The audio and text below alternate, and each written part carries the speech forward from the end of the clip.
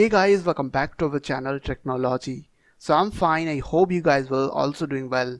So today in this video, I'm going to show you guys how to create a password protected Excel file in your Windows 10 computer. So you just need to follow me. So first of all, you need to go to your start menu and type over there Excel. Now I'm going to open Excel app, means Excel program on my computer, and after that click on blank workbook. Now type anything over there and click on file. After that click on info. Then here you will get one option is called protect workbook. So click on over there, and after that click on encrypt with password. After that you have to put your password like 123. In my case I'm putting here, and you have to put the re-enter your password over there and click on OK.